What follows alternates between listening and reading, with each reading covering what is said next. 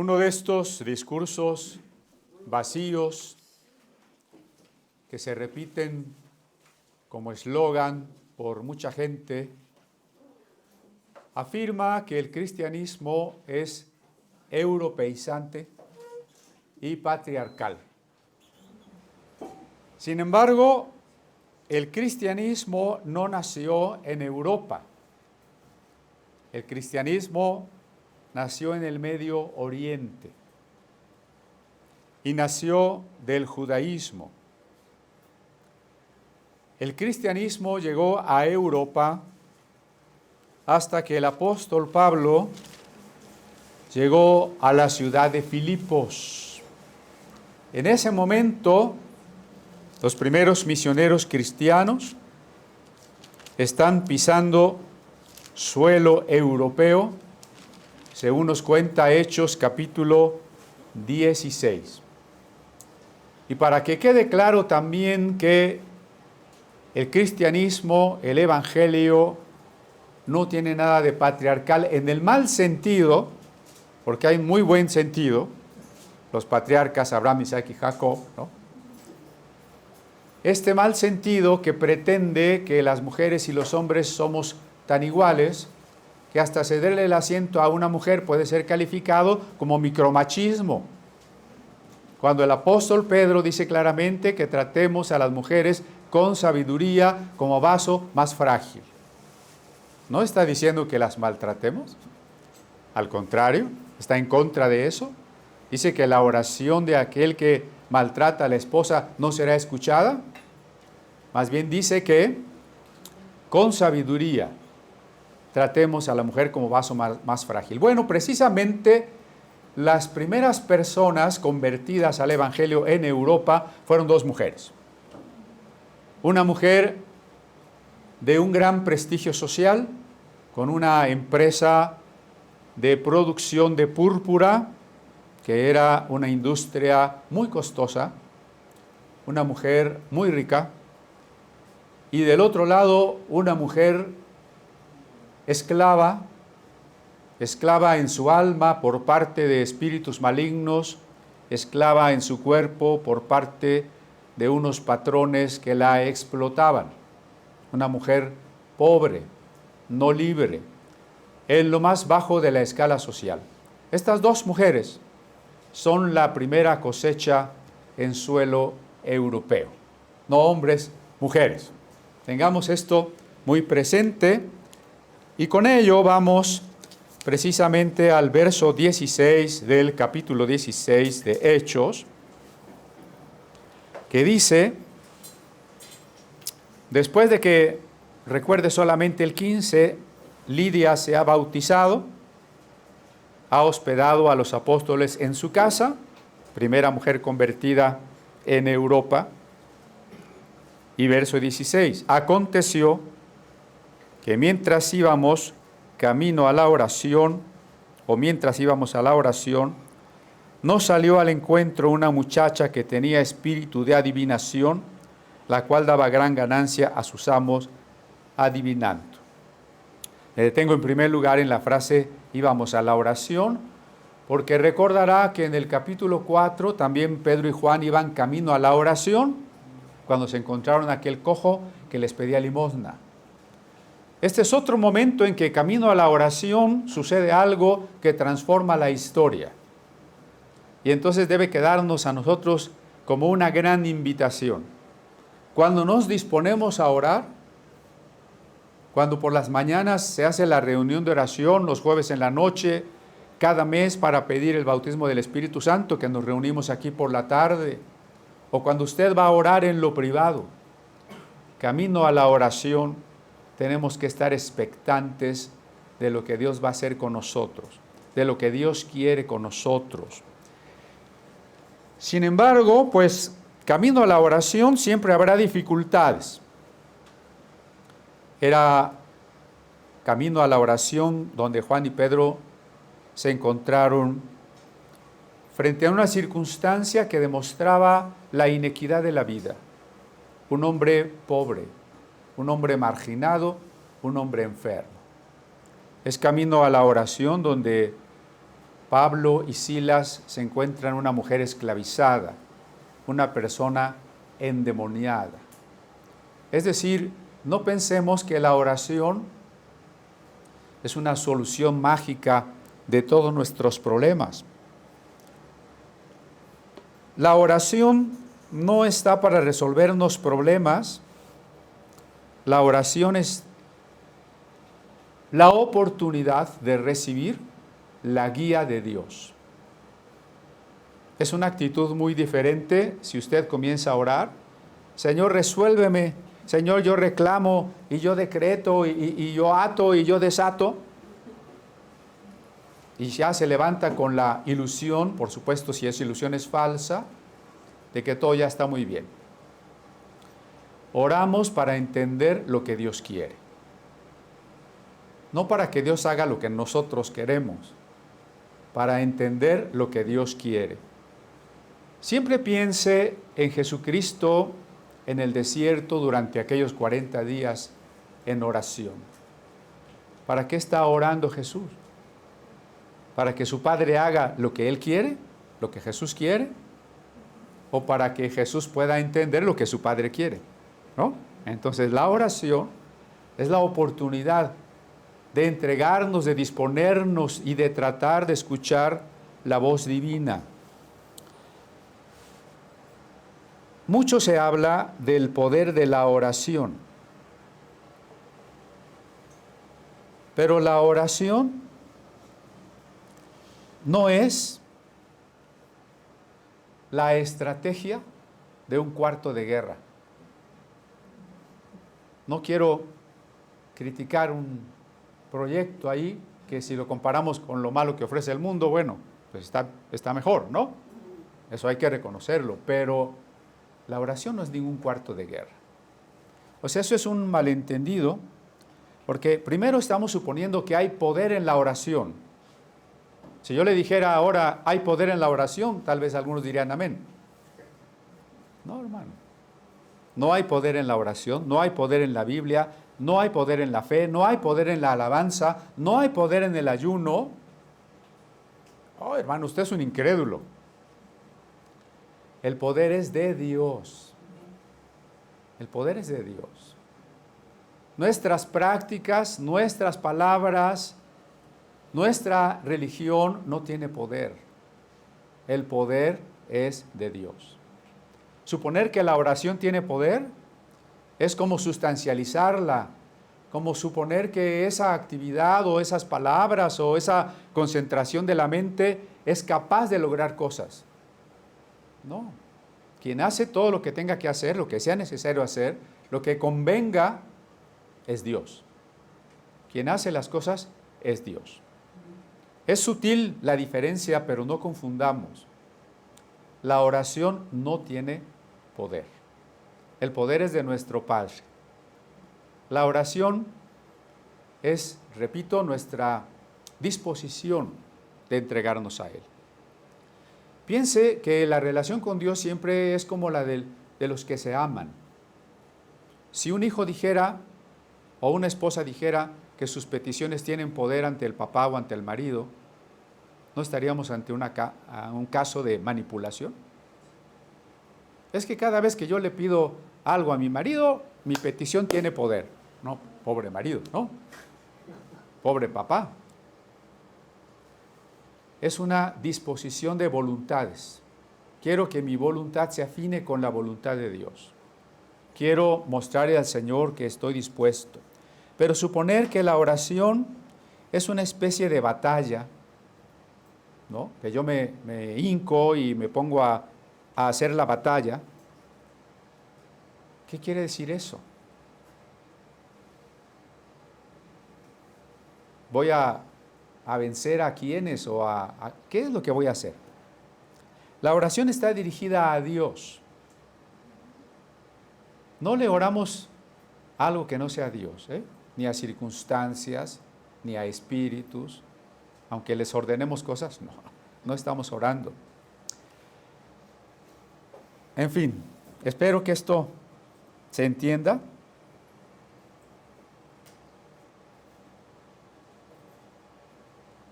Encerrarse o suponer que porque yo escribo mis peticiones, que porque pongo las fotos, que porque declaro, ya va a pasar. Es como si Dios no estuviera enterado de las cosas, ¿no? Es como si Dios está esperando, cruzado de brazos, hasta que yo no tenga la fe para que Él pueda mover las manos, ¿no? A ver. Adelante, por favor. Acá hay lugar.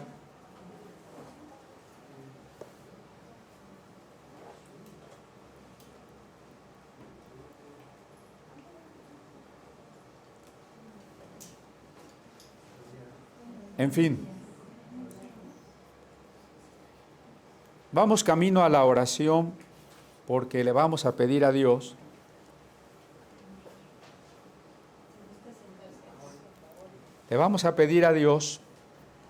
que Él haga lo que Él quiere. Tal y como nos enseñó Jesús en lo que se ha dado en llamar la oración modelo. Sea hecha tu voluntad, ¿no? Esa es nuestra petición fundamental. Es camino a la oración, pues, que sale al encuentro una muchacha que tenía espíritu de adivinación. Ya vimos que en el griego eso se dice neuma pitona, espíritu de pitón, literalmente, pero tampoco hay que malentender eso. Como que ciertos demonios tienen un nombre que nosotros podemos, diría yo, inventar, porque ahora se da una lista de demonios como si alguien hubiera venido a decirte cómo se llaman los demonios, ¿no? Recuerden ustedes que el dios Apolos, según la mitología, había vencido a la gran serpiente Pitón, y por eso en su templo en la ciudad de Delfos, la adivina o la sibila tenía el poder de adivinar.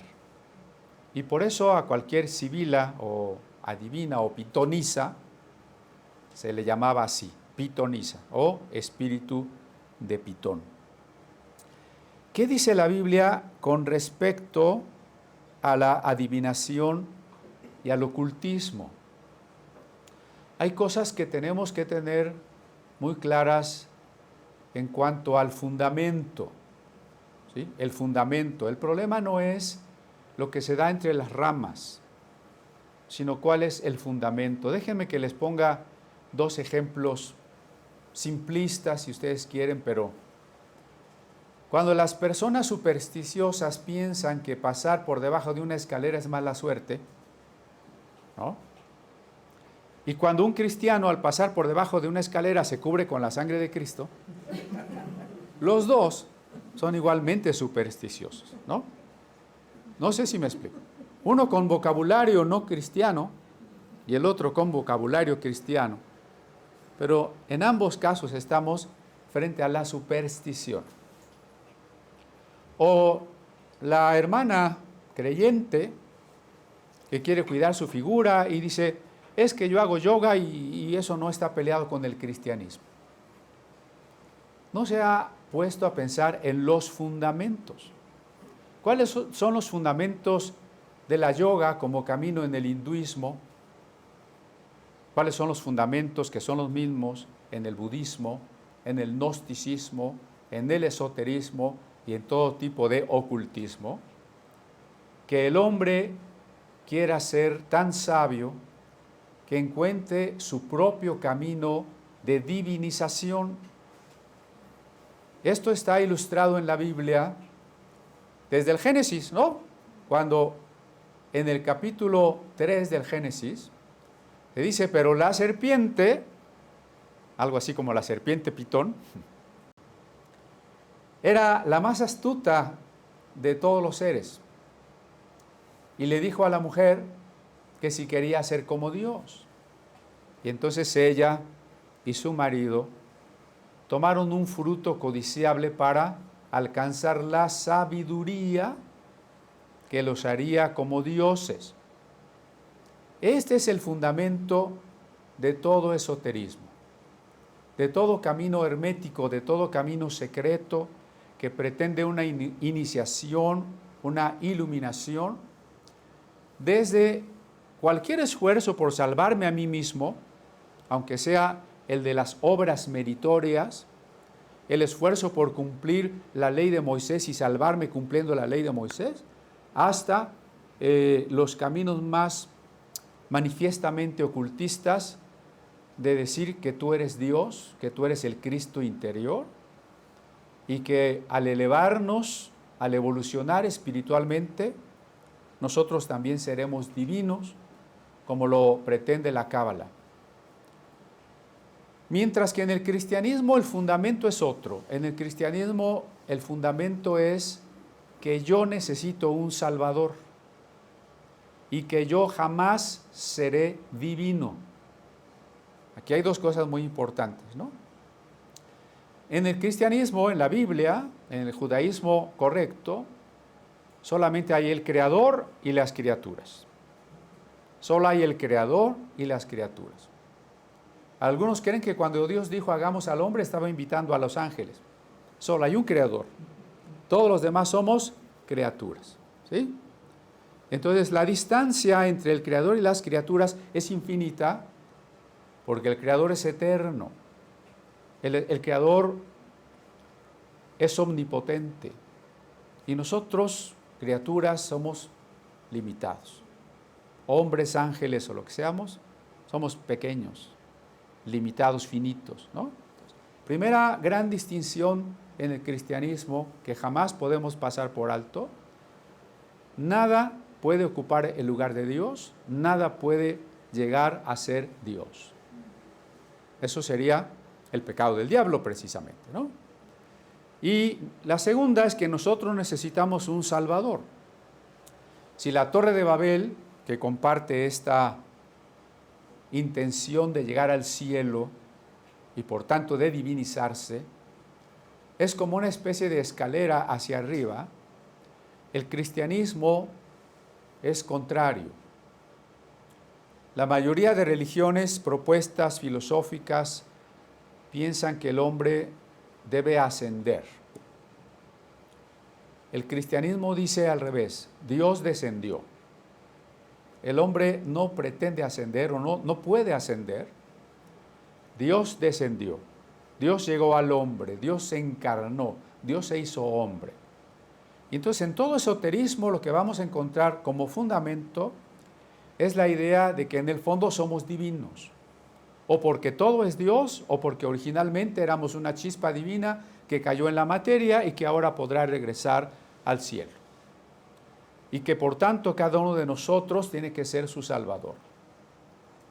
Así, para muchos esotéricos que ven a Jesucristo como un maestro de sabiduría, como uno de los grandes iniciados de la historia, Jesús no sería más que un ejemplo de cómo nosotros también tendríamos que ser iluminados para llegar al cielo.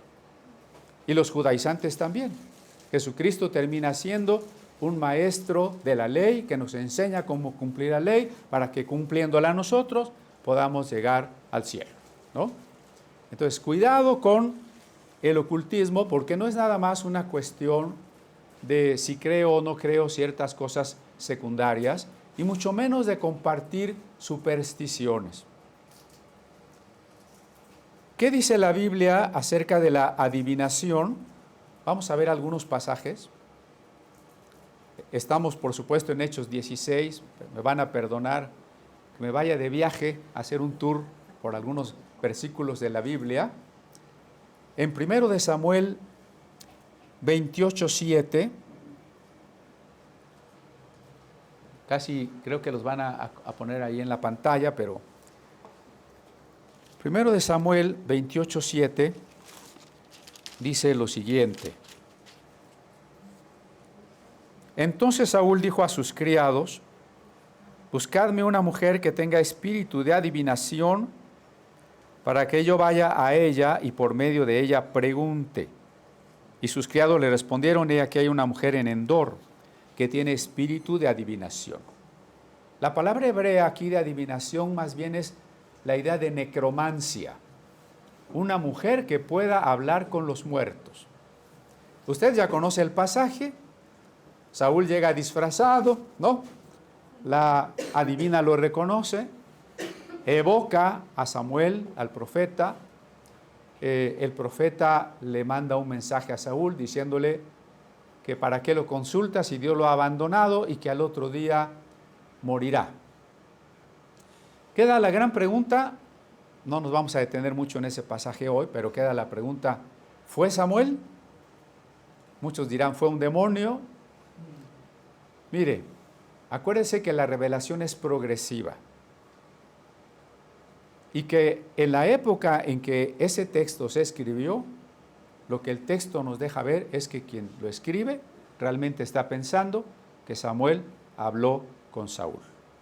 Si fue o no fue, habrá que analizarlo desde la teología posterior, pero lo que se escribe en ese momento, si lo lee con cuidado, en ningún momento, el capítulo dice, y un demonio que se disfrazó de Samuel, ¿no? No dice eso. Pero a lo que voy es que espíritu de adivinación que se traduce aquí, pues nos habla de un campo semántico muy amplio en el que quedarían incluidos agorero, hechicero, adivino, mago, encantador, necromante, toda forma de adivinación. Algunas que están más de moda que otras, como leer las cartas del tarot, el café o la mano. Uno va caminando por la calle y se encuentra frecuentemente un cafecito ahí donde dice lectura de la mano, donde seguramente usted no ha entrado. Espero, ¿no? Pero pues se supone que pueden leerse las estrellas, que puede leerse el agua, que podían leerse las runas, que podían leerse las varas, o tantas formas. Todas las culturas han tenido sus propias formas de suponer que pueden adivinar. Vamos a Segundo Libro de los Reyes, capítulo 21.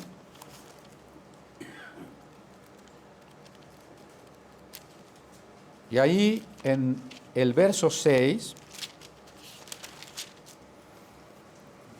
hablando del rey Manasés, dice, y pasó a su hijo por fuego, y se dio a observar los tiempos, y fue agorero, e instituyó encantadores y adivinos, multiplicando así el hacer lo malo ante los ojos de Jehová, para provocarlo a ira. Es paradójico, este es el hijo del rey Ezequías, un rey que reformó el culto a Dios. Manasés, sin embargo, tuvo uno de los momentos más grandiosos políticamente hablando del reino de Judá. Pero se dice en cuanto a su corazón, en cuanto a su fidelidad a Dios, que practicaba las ideas paganas. Por lo pronto, lo que muchos acostumbraban, sacrificar a sus hijos al dios Moloc, ofreciéndolo en el fuego. Se dice, y es muy probable, que esa estatua de bronce se calentaba al rojo vivo en las manos y en un hueco que parecía la boca, donde el niño era quemado y ofrecido para que el Dios fuese propicio a quien ofrecía a su propio hijo. Por supuesto, la historia de Abraham e Isaac está allí para decirnos que eso no es necesario, ¿no? Entre otras cosas. Pero, ¿qué más hacía? Se dio a observar los tiempos, es decir, ¿cuántos tienen su carta astral? ¿En qué fecha nacieron? ¿A qué horas nacieron? La conjunción de Marte con Júpiter o la constelación tal o cual del zodiaco, ¿no? Los martes, los viernes 13 no hay que casarse, ¿verdad? Observar los tiempos es toda esta idea, ¿no? Del 31 de diciembre a la medianoche, sacar a pasear las maletas, barrerle para afuera todo lo de la casa. Cualquier idea de un tiempo sagrado, todas las religiones han tenido sus tiempos sagrados. Aún el judaísmo, que en Rosh Hashanah supone que es el día en que Dios creó el mundo, y muchos que creen que si no celebras las fiestas estás fallándole a Dios, y en todas las religiones, ¿no? Los tiempos sagrados, los tiempos en que debemos hacer las cosas, y cómo los astros, sobre todo los astros, nos pueden decir lo que debemos hacer y lo que no debemos hacer. Fue agorero, Pues el propio rey usaba métodos para tratar de adivinar lo que se llama la suerte. Instituyó encantadores y adivinos. O sea, él mismo los financiaba, los promovía. Eso quiere decir, instituyó. Claro, después de la muerte de Manasés y poco más adelante gobierna el rey Josías. En tiempos del rey Josías se escribe el Deuteronomio y al recordar los hechos de Manasés, vean lo que dice el Deuteronomio en su capítulo 18, versos 10 y 11.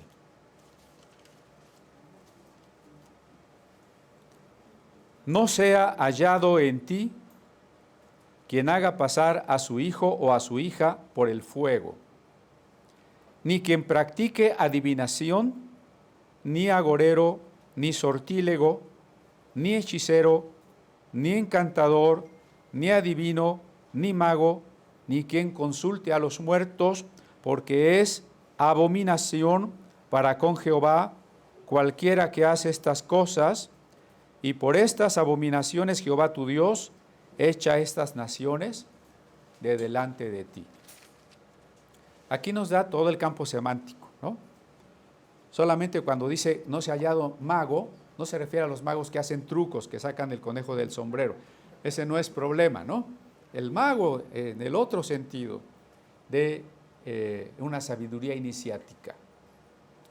Ninguna de este tipo de personas debería practicar eso si tiene confianza en Dios.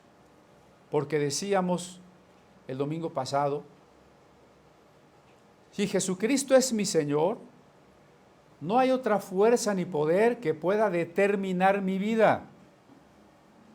El problema de la adivinación, de todo lo que supone un destino, incluidos los horóscopos, es suponer que mi vida puede estar determinada. Determinar quiere decir que independientemente de lo que yo quiera o haga, va a suceder lo que está escrito. La determinación es lo que pone límites a una cosa. Mi vida no está determinada. Dios me ha hecho una persona libre y todo lo que vaya a suceder mañana depende de mis decisiones hoy, buenas o malas, por supuesto.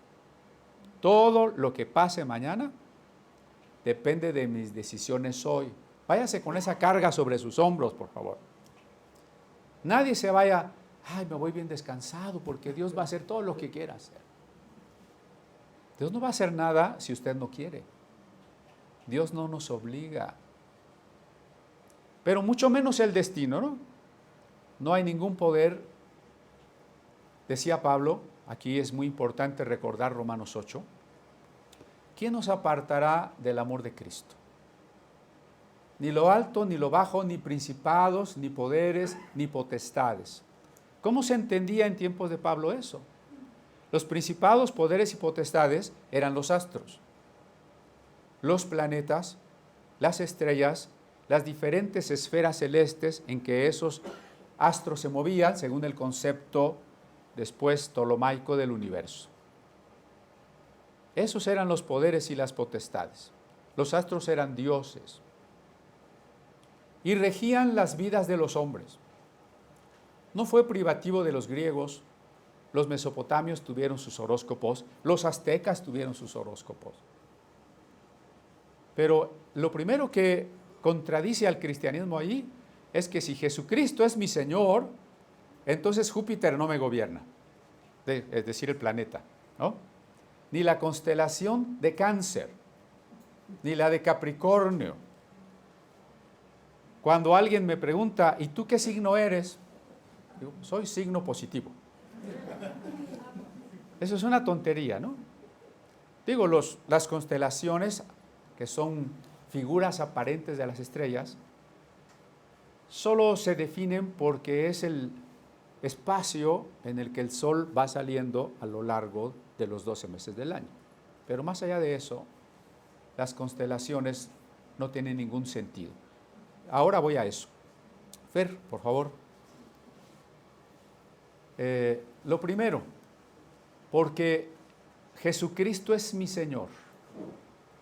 Si usted por la mañana se levanta y abre su periódico y dice, ¿debo de salir hoy de casa? Y se pone a leer su horóscopo, entonces Jesucristo no es su Señor. Entonces usted está poniendo la fe, primero en algo que no es Dios, ¿no? Lo cual ya es bastante grave. El segundo error es que usted está poniendo la fe en algo que no existe. Esto tiene que quedar muy claro. No es que los adivinos adivinen. Los brujos no hacen brujería y los adivinos no adivinan. A ver, se me quedan viendo raro. Es que así como les puse el ejemplo de la escalera y que se cubren con la sangre de Cristo, eso tradúzcanlo a muchas creencias que hay entre los cristianos que le atribuyen realidad al ocultismo. Vean dónde está el error. Atribuirle realidad. Es que estábamos orando por la hermanita fulana de tal que estaba enferma y no sanaba, y el Señor nos reveló que le habían hecho brujería, y entonces reprendimos la brujería y sanó. ¿Eso qué quiere decir? Pues que la brujería funciona, ¿no? Sí, eso querría decir, ¿no? O como les dije de la Santa Muerte de la película, ¿no? Si cada vez que se enfoca el ídolo le hacen, es que sí tiene poder, ¿no? Todo eso es ilusión. Acuérdense que la palabra para ídolo también en la Biblia es nebel, que quiere decir aire, nada, no existe. Déjenme contarles una historia deuterocanónica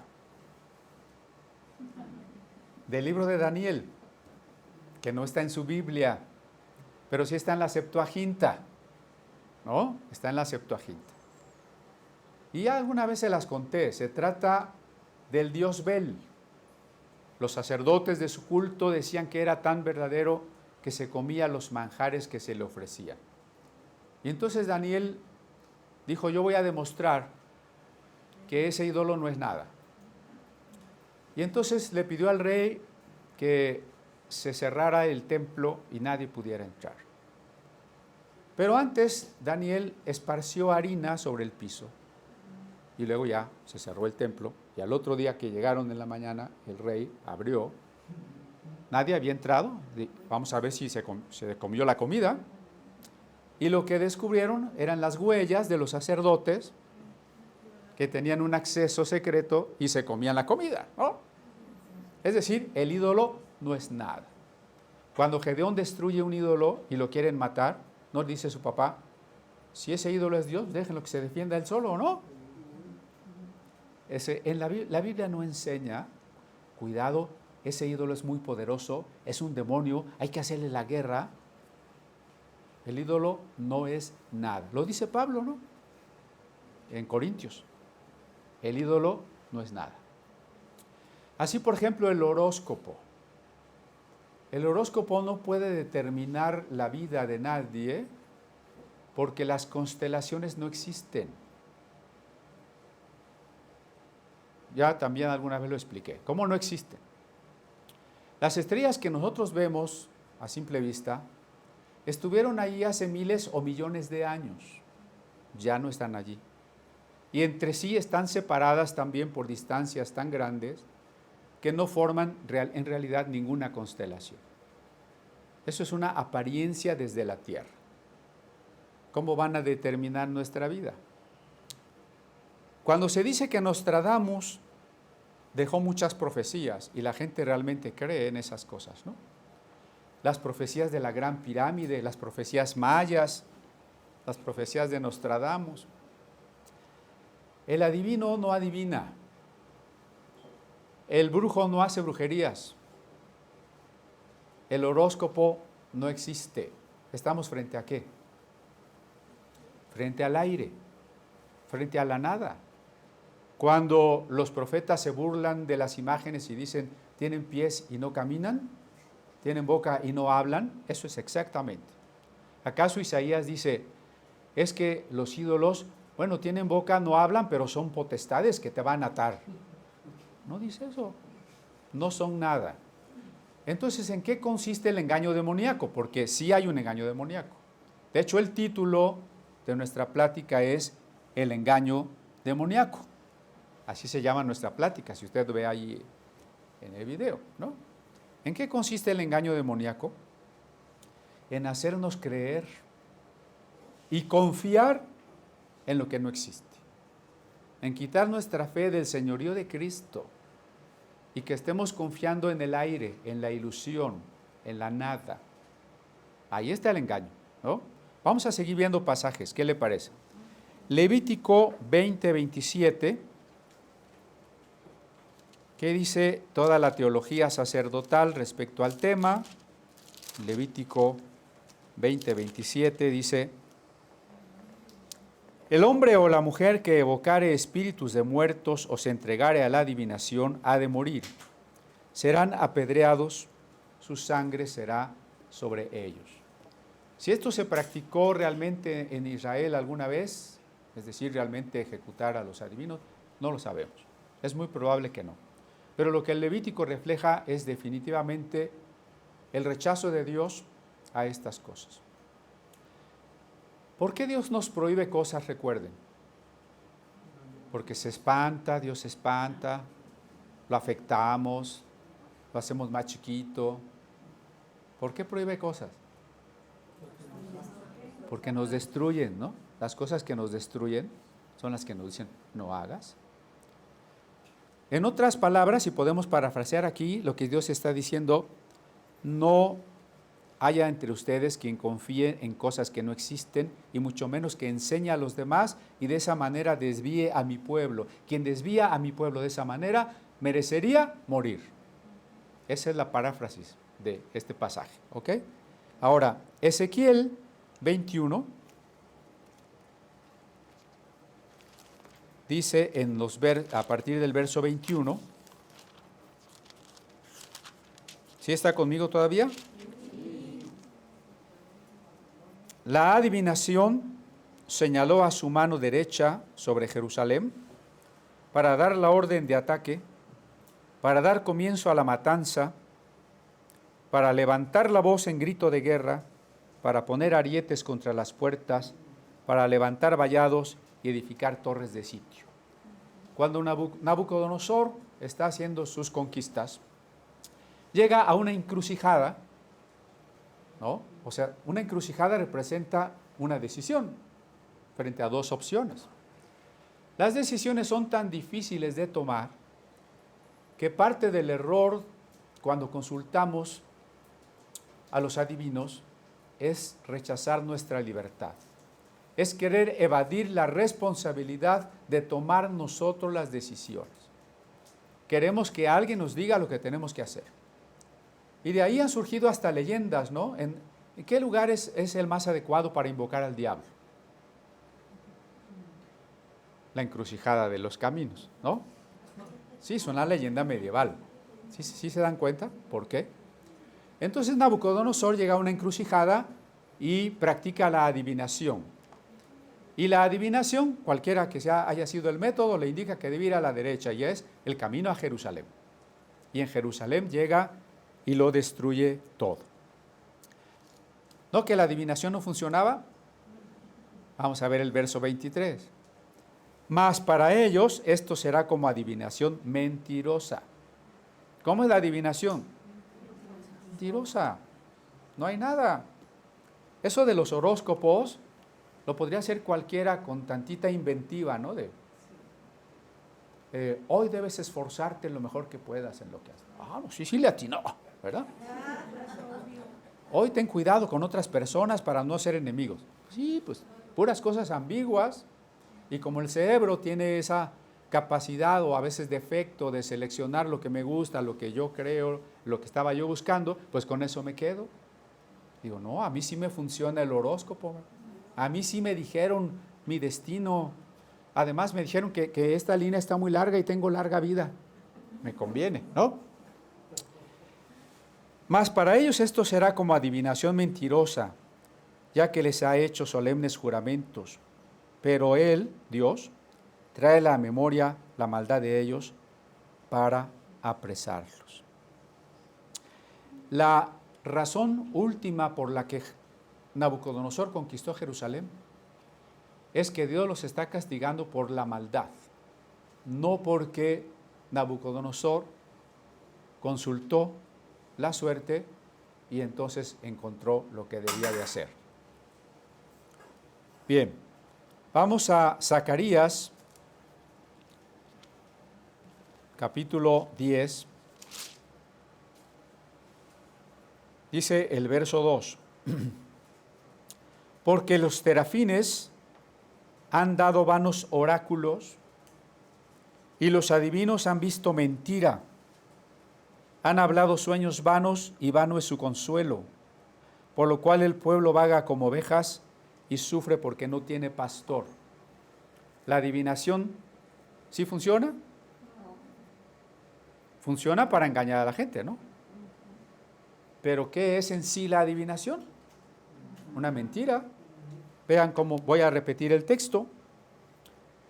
Los terafines han dado vanos oráculos. ¿Qué son los terafines? Los amuletos y pequeños idolillos que acostumbraban llevar las tribus nómadas y seminómadas. Como ellos no tenían dioses de un lugar y templos en un lugar, porque no vivían en un lugar, sino que andaban siempre viajando, ellos llevaban consigo sus diosesillos. Por eso será importante cuando los hebreos puedan llevar el tabernáculo y Dios les acompañe, ¿no? ¿Se acuerdan la historia de Raquel? Cuando Jacob se separa de su suegro Labán, entonces sale casi a escondidas porque el suegro es un poquito posesivo, ¿no? Hay algunas suegras y suegros así. Y entonces el suegro lo alcanza y le dice, ¿por qué te robaste mis dioses, ¿no? Mis terafines. Y entonces dice Jacob, como él no había sido, pues yo no fui. Es más, si se los encuentras a alguien, lo matamos.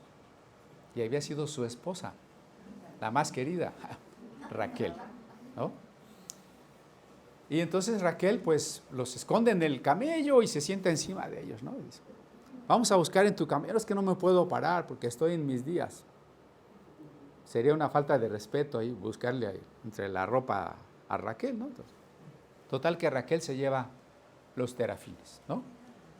Es entre muchos pasajes como el que leímos de el rey Manasés, o los propios pasajes respecto al rey Salomón, donde vemos que la idolatría siempre estuvo presente en el pueblo escogido. No estuvo, ha estado siempre presente. Los terafines han dado vanos oráculos. Los adivinos que ven mentiras. Han hablado sueños vanos y vano es su consuelo, ¿no? Entonces, querido hermano, cuando usted quiera consultar la suerte, el futuro, no hay posibilidad. ¿Qué va a pasar mañana? No lo sabemos. A veces veo algunas o comparto algunas de las predicaciones pasadas y digo, ahí está el hermano dando una plática, dirigiendo el culto, y él no pudo saber que en 2 meses, que en 1 año, él ya iba a estar muerto, ¿no? Cuando Miriam me ayuda a acomodar las fotografías de la historia del museo, le digo, esta persona ya se murió y esta, ¿no? ¿Usted sabe cuándo se va a morir? ¿Cómo se va a morir? ¿Lo puede saber? ¿Lo quisiera saber? Tampoco, ¿no? No es necesario. Nuestra fe está en Jesucristo. Él es mi dueño, mi Señor, mi vida durará lo que Él quiera, transcurrirá como Él quiera, y para que eso suceda, yo tengo que estarme rindiendo mi voluntad a su voluntad. Y si la muerte llega, bienvenida, ¿no? Puede llegar de muchas maneras, como nuestros hermanos en Chiapas terriblemente amenazados, ¿no? Algunos me hablaron en la semana para decirme cómo los está amenazando el cártel de Jalisco. Los quiere matar, los quiere secuestrar. Si Dios lo permite o no lo permite, Jesucristo es nuestro Señor, ¿no? Jesucristo es nuestro Señor. Vamos a un último pasaje en este punto, que es Isaías 8.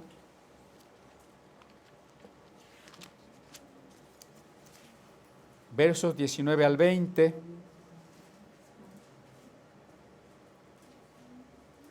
Y si os dijeren, preguntad a los encantadores y a los adivinos que susurran hablando. El contexto es que el rey Ezequías está sitiado por el ejército asirio. ¿Va a caer Jerusalén o no va a caer? La tentación era consultar a los adivinos y encantadores, como lo hacían todos los pueblos, para ir a la guerra, ¿no? Para abrir las tripas del pájaro, sacar el hígado y pronunciar los augurios. La palabra inauguración significa eso, ¿no? Vamos a decir los augurios para el inicio de una empresa. Terrible palabra.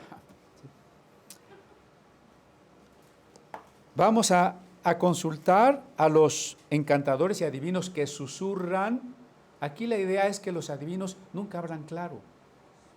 ¿Han leído las profecías de Nostradamus? Las mismas profecías de la Sibila, que eran tan oscuras que a veces los sacerdotes tenían que interpretarlas y ponerlas en verso antes de entregarlas a quien consultaba, precisamente porque el adivino no adivina, tiene que decir las cosas de manera tan oscura que tú la interpretes como quieras, ¿no? Es donde nosotros caemos en la trampa. Y muchos adivinos más bien son también psicólogos, ¿no? Desde el momento en que te ven la cara, te ven la cara. Usted está muy preocupado. Sí. Seguramente tiene muchos problemas. Sí. Y de ahí ya le va sacando todo, ¿no? No hay más que eso, ¿sí? Que susurran hablando, responded. ¿No consultará el pueblo a su Dios? ¿A quién le tenemos que preguntar por la voluntad de Dios? Pues a Dios, no a nadie más, ni a los profetas de la iglesia. Cuidado, porque ahora hay esta moda, ¿no? Que algunos que se dicen profetas o profetizas malentienden el don de profecía. Somos una iglesia que cree en los dones del Espíritu, no estoy negando eso, ¿no? Y que sabemos que el don de profecía es el más importante. Y que tenemos don de profecía, ¿no? Pero estoy hablando del mal uso de la profecía. ¿Cuál es una de las maneras de usar mal el don de profecía? Que yo voy a orar por alguien, le voy a poner las manos y como si yo recibiera así una revelación. Hermana, Dios me dice que te cases con Perenganito, ¿no? Dios me está mostrando que me regales tu camioneta. Cuidado. Esta adivinación también se practica en la iglesia, no nada más afuera de la iglesia. Tal vez usted me diga, yo no entro a esos cafés donde leen las cartas, pero ¿qué tal anda esperando que en la iglesia le adivinen lo que tiene que hacer? Eso es exactamente lo mismo. ¿A quién vamos a consultar? A Dios. Entonces, ¿tiene lugar el aconsejamiento pastoral? Claro. ¿Pero de quién es la decisión? Nosotros. Y nunca le eche la culpa al pastor y diga, es que el pastor me dijo. Porque nosotros no le decimos lo que tiene que hacer. Bueno, aquí no. Aquí no le decimos lo que tiene que hacer. Aquí le decimos lo que dice la Biblia, lo que puede convenirle, lo que puede lastimarle. La decisión es de usted. Y ese es un desafío que usted tiene directamente ante Dios. ¿De qué manera es la última instancia en que usted esté seguro que algo es de Dios, más allá de lo que otro le pueda decir? su directa relación con Dios. Acuérdense, no sé si ya lo mencioné, del profeta a quien Dios le dice, ve a tal ciudad y no comas en esa ciudad. Y ya cuando está en esa ciudad viene otro profeta, quién sabe de dónde sacó su mensaje, y le dice, me dice Dios que ya puedes comer. Y él con esa hambre del domingo después del culto, ¿no? Se le antojó una tortota y como le dijeron que siempre sí, desobedeció a Dios y Dios lo castigó.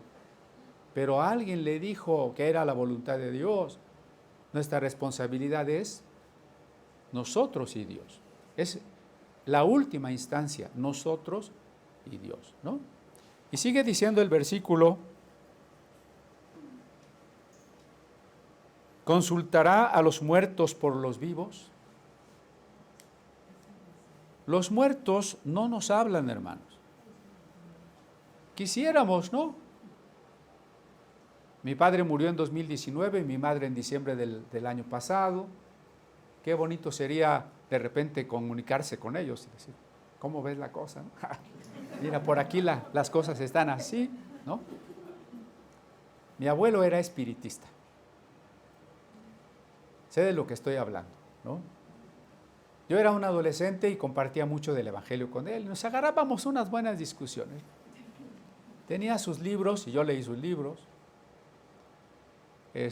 Gracias a Dios, antes de su muerte, periodo antes de su muerte, pues él pudo creer en el Señor, aceptar al Señor.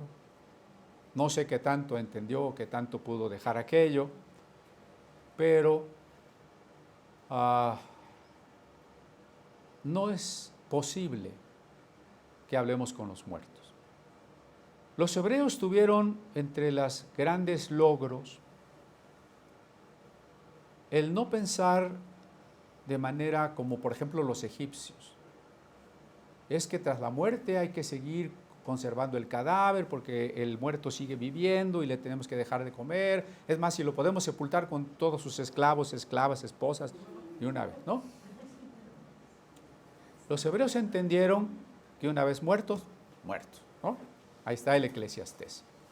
Claro, en la teología posterior, recuerden que la revelación es progresiva, decíamos hace rato, se fue entendiendo que hay una parte de nuestro ser que pervive al cuerpo y que nuestro cuerpo va a resucitar. Esa es nuestra esperanza. Pero mientras tanto, nuestros seres amados que han partido están en otra dimensión en la que ni nosotros nos podemos comunicar con ellos, ni ellos, gracias a Dios, se enteran de lo que pasa aquí, porque entonces estarían muy preocupados. Dice que el que ha partido, dice el Apocalipsis, ya descansa de sus obras, ¿no? Están descansando.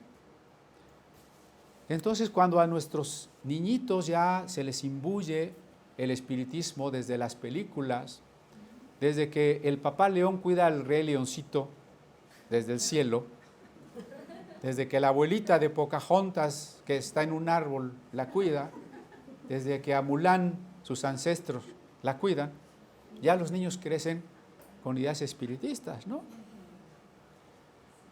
El espiritismo, como la adivinación y todo lo que hemos dicho, tampoco funciona.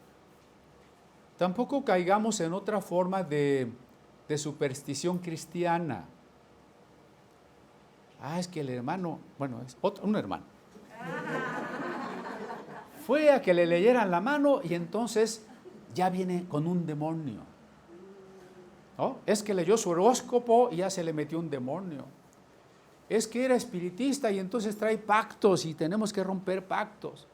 Y trae ataduras. A ver. ¿Dónde dice la Biblia? Acuérdense de esa pregunta que a veces hasta debe de sonar machacona. ¿Dónde dice la Biblia? A ver, me espero para que me den el versículo. ¿Dónde dice que el que consultó al adivino hizo un pacto y tiene demonios? ¿Verdad que no dice? Lo único que necesitamos es entender que eso era una mentira y ya. Nuestra fe ahora está en Cristo.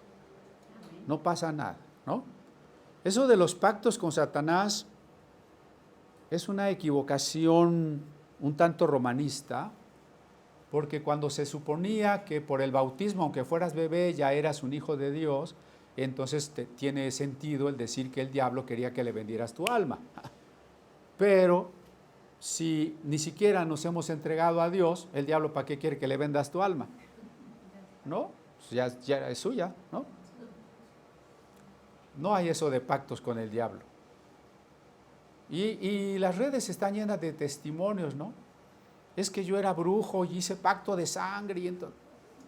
Olvídese, hermano. Esas son supersticiones cristianas, ¿no? No hay nada que reprender, no hay pactos, no hay nada que renunciar, no hay herencias. Todo lo que tenemos que hacer es reconocer que aquello en que creíamos era aire y ahora creemos en el Señor de señores, que ha resucitado, que vive en nosotros. Hace muchos años se convirtió una mujer sacerdotisa del vudú. Supongo que se convirtió sinceramente, ¿no? Tú sabes de quién hablo. Solamente que el problema es que siguió creyendo en las supersticiones, ahora con etiqueta cristiana. Y ahora es una mujer muy famosa que anda por ahí predicando cosas rarísimas, rarísimas, de brujería cristiana. O sea, entiendo que brujería y cristianismo no se llevan, pero déjenme decirlo así entre comillas, brujería cristiana.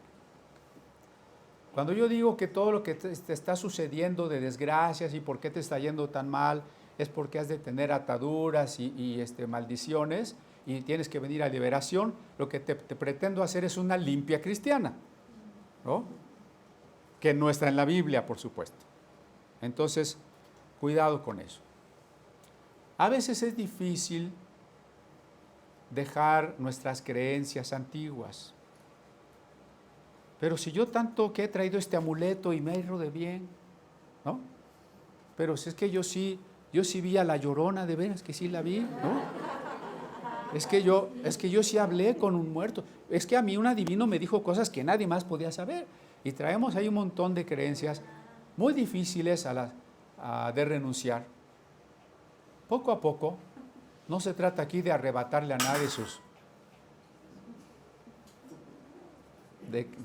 a nadie sus creencias y tradiciones.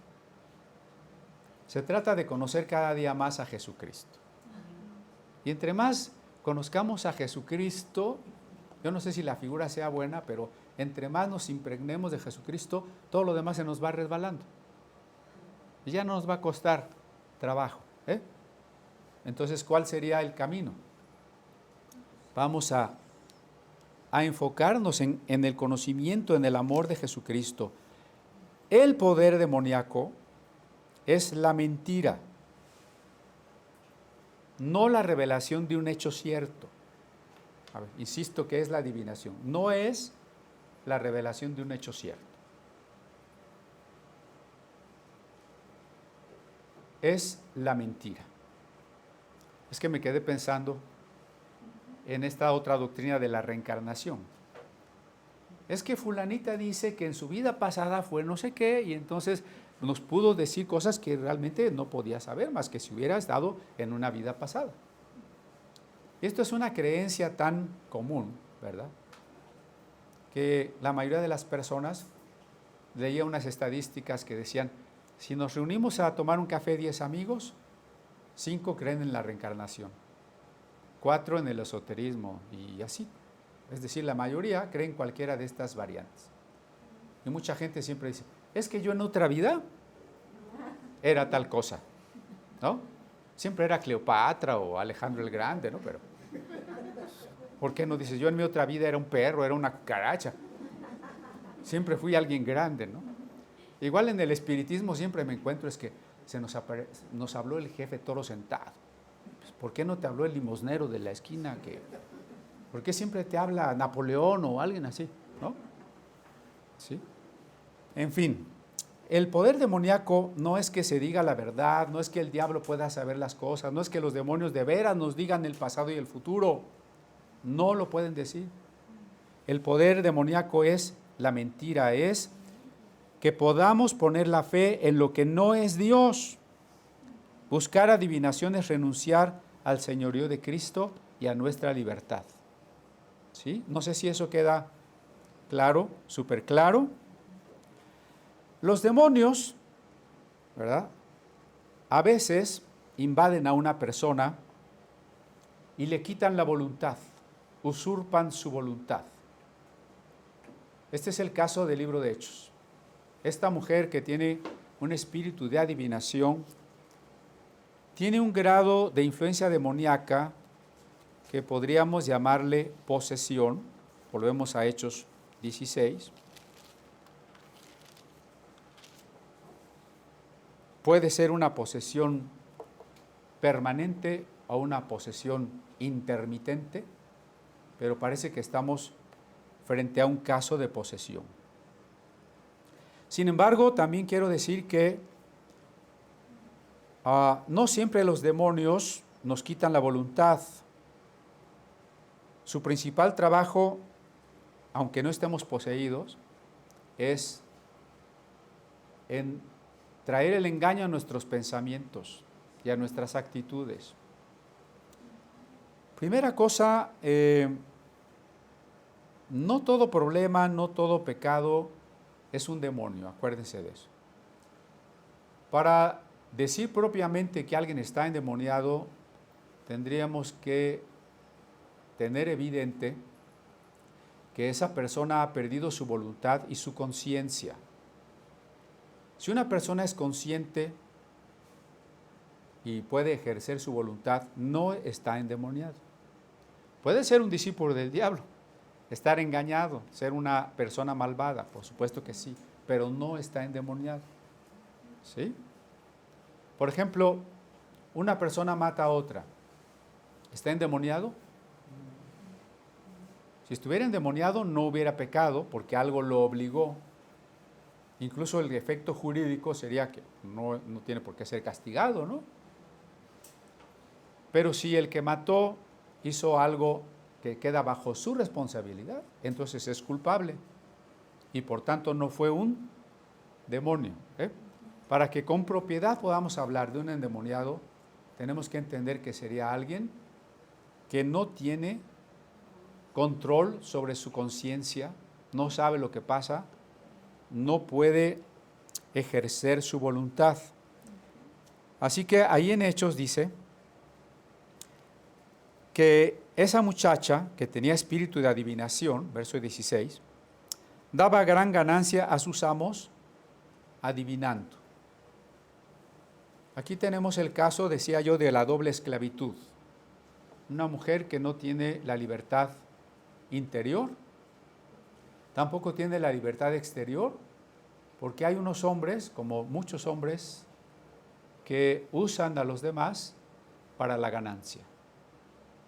Esto es lo que domina nuestro tiempo, ¿no? Es decir, la mayoría de la humanidad está esclavizada por las condiciones laborales y socioeconómicas.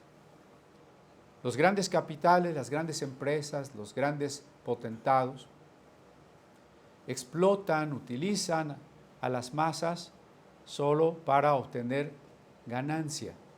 Esto que vemos aquí como un pequeño caso de esta mujer describe perfectamente la época en la que estamos viviendo, la injusticia en la que estamos viviendo. Esta, la muchacha, dice el verso 17, siguiendo a Pablo y a nosotros, daba voces diciendo: estos hombres son siervos del Dios Altísimo, quienes os anuncian el camino de salvación. ¿Qué decía el espíritu que dominaba a la muchacha? Algunas cosas verdaderas, ¿no? En esas pláticas que les digo con mi abuelito, y a veces uno dice, ¿para qué se murieron los abuelitos, verdad? ¿Cómo quisiéramos que estuvieran aquí? Decía, pues es que también en el templo nos enseñan a no fumar, a no tomar, a no hacer cosas malas, o sea, es lo mismo. ¿Sí me explico? El argumento de él muchas veces era, es lo mismo. Aquí también nos enseñan a hacer el bien, también hablamos de Dios, es lo mismo, ¿no? Ahí está la confusión. Porque acuérdense que la mentira no puede ser 100% mentira. Para que la mentira sea eficaz, tiene que ser 80, 90% de verdad. Cuando ustedes pueden ser engañados por un billete falso, entre más se parezca al verdadero, ¿no? ¿No? Si no se parece nada al verdadero, es un pancholar, pues a nadie va a engañar, ¿no? Entonces aquí esta mujer está diciendo cosas verdaderas, para que las primeras gentes de Europa que escuchan el Evangelio digan, sí, pues eso que dicen ustedes no es nada nuevo. Ya nuestros dioses, nuestra religión también lo tiene. Si en nuestro panteón ustedes quieren poner un Dios más que se llama Jesucristo, pues pónganlo, no pasa nada, ¿no? Nuestro Dios altísimo es Zeus, ¿no? O sea, hay confusión. Confusión a través de la confesión de una verdad en un contexto o por una persona no adecuada. ¿Coincidimos con los problemas que denuncia la guerrilla chiapaneca? Sí. ¿Coincidimos con algunos de los problemas que denuncian las feministas? Sí. ¿Coincidimos con los problemas que denuncian los defensores de derechos humanos? ¿Con los defensores de la ecología? Sí. ¿Pero eso quiere decir que dicen la verdad en todo? ¿Y que sus soluciones son las correctas? Ahí está la cosa. Ahí está la diferencia. Y la diferencia nos tiene que llevar otra vez a los fundamentos. Es que acá también me dicen que no fume. Muy bien. El problema es que si tú fumas o no fumas, te vas a ir al infierno. Es decir, el infierno va a estar lleno de gente que fuma y que no fuma. ¿Por qué? Porque no tiene a Cristo. Oye, pero yo no fumaba y no tenías a Cristo. O sea, lo importante no es si fumas o no fumas, si eres borracho o no eres borracho. No estoy invitando a nadie a emborracharse, ¿no? Aclaro. Pero la prioridad no es que dejes de hacer algunas cosas y hagas otras. Lo que va a determinar tu destino, si es que queremos saber el destino, es nuestra fe en Jesucristo.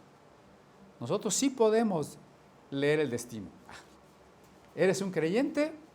Tienes vida eterna. ¿Has rechazado el regalo de vida eterna que Dios te está dando? Pues tú mismo estás rechazando la vida eterna, ¿no? Entonces, no es una enseñanza moral. Es que en la yoga es muy saludable porque haces ejercicio, porque ya no comes lo que no debes. Sí, pues también, de todas maneras, te vas a ir al infierno. ¿No? O sea, no porque fuiste a la yoga ya te vas a ir al infierno. No sé. Lo que estoy diciendo es que por más morales que queramos ser, lo que necesitamos no es eso, es tener vida eterna, ¿no? Ahora que se acerca la Navidad, muchos quizás pondrán su arbolito de plástico. Y aunque le pongan esferitas y lucecitas, sigue siendo de plástico, ¿o no? Lo que necesitamos es la vida. Si hoy estamos muertos, no necesitamos adornos, ser mejores, el manual de Carreño de la buena conducta o cualquier otro. Eso ya no se acostumbra, ¿verdad? Ahora será, ¿qué será ahora? Estar muy a la moda con las nuevas identidades.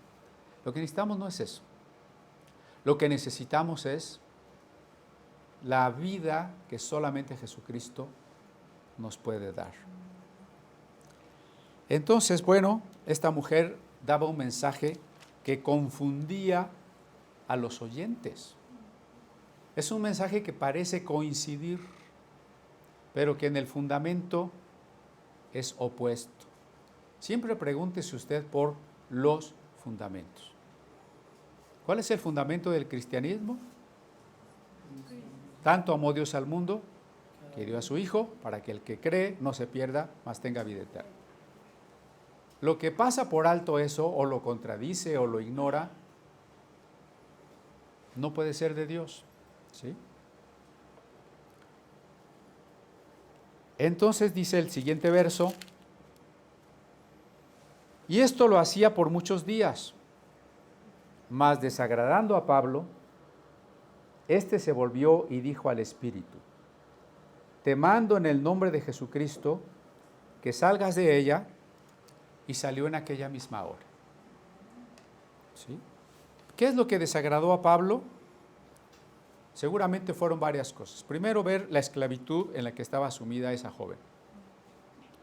Por supuesto, el amor de ver a una persona que ha perdido la voluntad y está controlada por un espíritu ajeno a ella. Pero también el que alguien sea un instrumento para confundir a la gente y ponerle obstáculos para llegar a Jesucristo, ¿no? Creo que de lo que más nos molesta, nos duele, cuando vemos las ideologías predominantes, es que cada vez más alejan a la gente de Jesucristo. Es lo más triste, ¿no? La manera en que se engaña a los niños, a los jóvenes. ¿Por qué nos duele? ¿Por qué incluso nos hace enojar? Porque es un obstáculo a que las personas puedan encontrar a Jesucristo. Y por eso llegó un momento en que Pablo, obedeciendo al Espíritu Santo, acuérdense que el libro de Hechos es el libro del Espíritu Santo,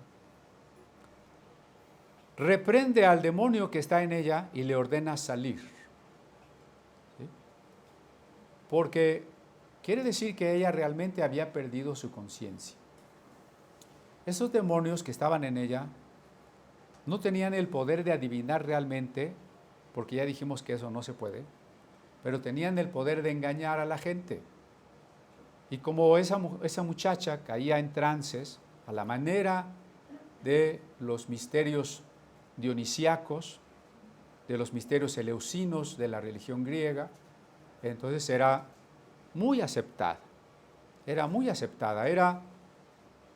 Aquí hay un combate entre cristianismo y ocultismo dominante en una región. ¿Enfrentamos algo parecido? Sí.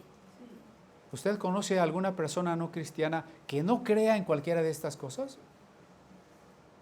Ya de pérdida en el mal de ojo, en la mala suerte, en la salación, en el feng shui, en la orinoterapia, en las flores de Bach, ¿no? Todo el mundo cree en esas cosas, ¿no? Es la misma lucha. Ahora, Pablo pudo expulsar a ese demonio porque él era el apóstol San Pablo, ¿no? ¿No? ¿Por qué pudo echar ese demonio?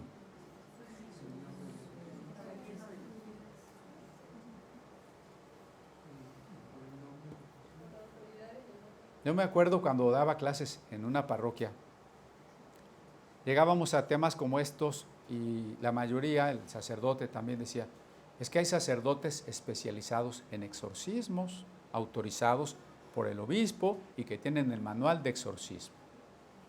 ¿Es eso lo que se necesita? No. Cuando usted se encuentre frente a un endemoniado, ¿qué es lo que necesita? Hablarle al pastor, ¿verdad? Pastor, venga, un endemoniado. ¿Qué necesitamos? ¿Eh? No dice claramente, en mi nombre echarán fuera demonios. En mi nombre quiere decir con mi autoridad, porque ustedes me representan, porque yo vivo en ustedes, porque ustedes son hijos de Dios, porque mayor es el que está en nosotros que el que está en el mundo. Eso quiere decir en mi nombre, ¿no? Entonces, primero, no tenga temor de las fuerzas demoníacas. Insisto, al poner un ejemplo. Pastor, estoy muy preocupado porque luego me siento oprimido, me duele la cabeza, y es que tengo una vecina bruja. A la que le debería doler la cabeza es a la bruja, ¿no? Usted demuéstrele el amor de Dios. Alguna vez les contaba que ahí en YouTube se supone que hay un brujo ahí echando sus conjuros, y entonces viene el pastor y empieza a reprender y se empiezan así a lanzar como de estas de Goku, ¿sí? Y gana el pastor, ¿no? No. Si alguien no conoce a Dios porque es adivino, agorero, sortílego, hechicero, lo que quiera, necromante, como Ignacio Ramírez, el nigromante, ámelo. págale con cosas buenas. Háblele de Jesucristo. No tenga miedo. Ya les dije la vez pasada que si le echan sal y huevos en la puerta, hágase unos huevitos estrellados, ¿no? No pasa nada, ¿eh? Y si el demonio dice, no, espérame, tú ni has ayunado, ¿cómo me quieres reprender? No, es que yo sé que no has andado tan bien, ¿eh? ¿Quieres que te diga tus pecados? Si en ese momento usted flaquea y dice, no, pues espérate, ya me voy. Usted no ha entendido que es en el nombre de Jesucristo. No es porque yo soy muy santo o no soy tan santo. No es porque ayuné o no ayuné, no es porque oré o no oré, no. Yo vengo en el nombre de Jesucristo. No vengo en mi nombre, no vengo en mis méritos por lo que yo soy, vengo en el nombre de Jesucristo, ¿no? Y ahora ahí tenemos una ventaja, los demonios son más obedientes que los cristianos. Pues sí, porque un demonio le dice, sale en el nombre de Cristo y sale. A los hermanos les vénganse para adelante y no vienen para adelante, ¿no? ¿Quiénes son más obedientes? Los demonios, ¿no? Ojalá que los cristianos con una reprensión en el nombre de Jesús compusiéramos la vida, pero a veces somos tan tibios, tan necios, tan carnales, que no entendemos, ¿verdad? Y entonces el demonio salió en aquella misma hora, no porque Pablo era San Pablo, sino porque lo hizo en el nombre de Jesucristo. Miren, ya me alargué un poquito, pero denme otras 2 horas. No es cierto. Muy rápido. Decía hace rato que la acción de los demonios no se restringe a que haya endemoniados. Los demonios están constantemente atacándonos a todos. Efesios habla de una lucha contra poderes invisibles, ¿no? Pero ¿en qué sentido nos atacan los demonios? Primera, nos hacen creer que sufrimos por causas que no son reales. ¿A qué atribuimos todos nuestros problemas?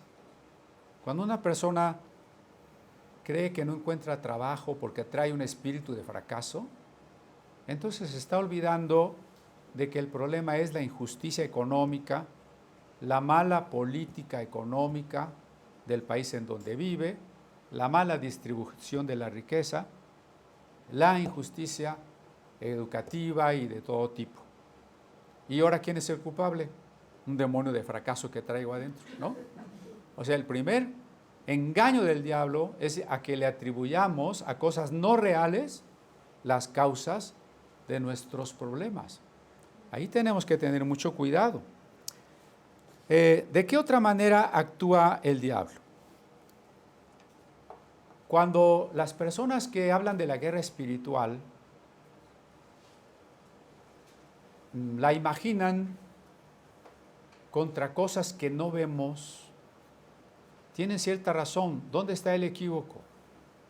En suponer que la lucha es directa contra esas cosas invisibles. ¿Cómo? Dando vueltas, 7 vueltas, ¿no? Echando aceite, atando, haciendo oración de guerra. Oración de guerra es que ahorita nos pongamos a orar y a gritar, yo te reprendo, no sé qué, ¿no? Es oración de guerra. Y entonces ya me levanto, yo soy un guerrero de oración, ¿no? Ahí está el equívoco. ¿De qué manera se manifiestan las potestades demoníacas? ¿Sí hay una guerra espiritual? ¿Sí hay potestades, poderes, principados, gobernadores, huestes? ¿Cómo se manifiestan? ¿Cómo actúan? Bueno, primera, a través de la estupidización de la gente. Acuérdense que la masa es estúpida. Estupidez quiere decir que algo me embaraza y no me permite caminar. Esta semana platicaba con Sofi, mi hija, que trabaja en ámbitos de mercadotecnia, y me decía que la cantidad de personas que están mirando y votando por un programa que se llama La Casa de los Tarados o algo así, era de más de 32 millones de personas que habían votado porque no salga fulanito o salga perenganito. Y uno puede decir, ¿cómo? Yo ni sabía que existía el programa La Casa de los Tarados. Pero, ¿cómo es que 32 millones de personas están pendientes y están volcando su vida y obnubilando toda su conciencia política y sus posibilidades de cultivarse por estar perdiendo el tiempo de esa manera. Esa es una hueste espiritual, ¿no? Así actúan las huestes espirituales, estupidizando a las masas, creando las ideologías. Les decía que no importa por qué partido votáramos, todos están en las mismas ideologías. ¿Eh? Los tres poderes de la unión, que se van a quedar en uno, están en las mismas ideologías. Las leyes injustas son acciones demoníacas. Las leyes injustas. La Biblia le llama al anticristo en 2 Tesalonicenses el inicuo, es decir, el sin ley, sin la ley de Dios. La persecución contra los cristianos, que en este momento está en uno de sus peores momentos en Hidalgo, en Chiapas, en Guerrero. El predominio de los sentidos sobre las emociones, y los sentidos y las emociones sobre la razón. ¿Qué predomina en la gente? ¿Cómo te percibes? ¿Cómo te sientes? Eso es lo que vale, ¿no? Y estaba viendo que a un defensor de la familia de líder nacional lo tienen multado y amenazado con cárcel porque dijo que un hombre no era mujer. Y tenía razón, pero como él se autopercibe mujer, entonces el líder está multado por haberle dicho que era un hombre. El psicólogo más renombrado de Canadá está proscrito, está amenazado, está multado por estar en contra de la ideología de género. Y un empresario como Elon Musk está proscrito en Brasil y le van a quitar sus propiedades porque está en contra de la ideología de género, ¿no? O sea, vean en qué niveles se está moviendo la censura, la persecución. ¿Qué nos espera a los que somos hijos de vecino? Porque predominan los sentidos y las emociones. ¿Cómo te sientes? ¿Qué quieres? ¿Qué se te antoja? Y por eso los dioses de nuestro tiempo, los grandes ídolos demoníacos de nuestro tiempo, son el placer y el dinero. Cualquier moda, cualquier forma de pensar y de actuar que hoy tiene la gente, examínenla y van a ver que en el fondo lo que se busca es placer, ganancia, ¿no? Disfrute, deleite, diversión, utilidad. Esos son los grandes ídolos de nuestro tiempo. Entonces, los demonios convencen a la gente y especialmente a los que tienen influencia sobre los demás para que difundan el engaño. Vamos a cerrar con un último verso. En 2 Corintios 10:4 y 5. 2 Corintios 10:4 y 5.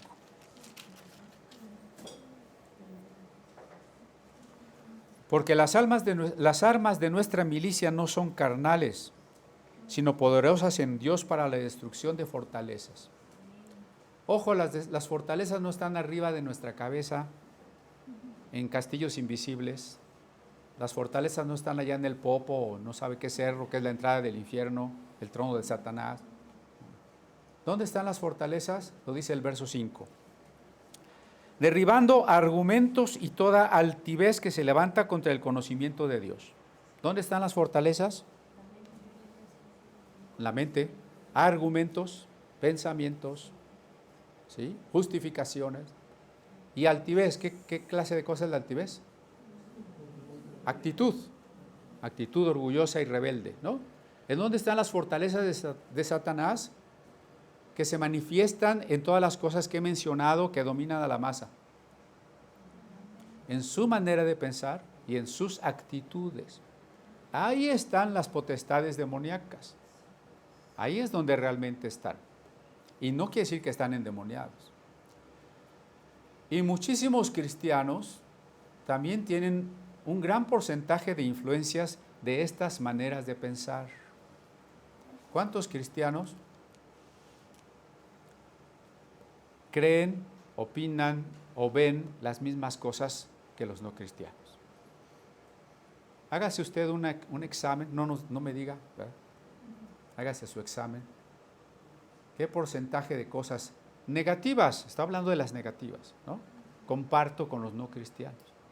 ¿Cuánto me preocupa la moda, el dinero, la diversión, la distracción, los famosos, los modelos, ¿no? ¿Quiénes son los modelos de la gente? Futbolistas, boxeadores, cantantes, actrices, ¿no? O sea, ¿no es Cristo su modelo? ¿No? Narcos, ¿no? Todos los corridos, series, películas de narcos, y ya desde los niñitos ya quieren ser narcos. Bueno, dice el verso 5, llevando cautivo todo pensamiento a la obediencia de Cristo. ¿Cómo se gana una batalla espiritual que consiste en los argumentos y actitudes contra Dios? ¿Cómo se gana esa batalla? Según allí, cuando nos rendimos a Cristo, ¿no es cierto?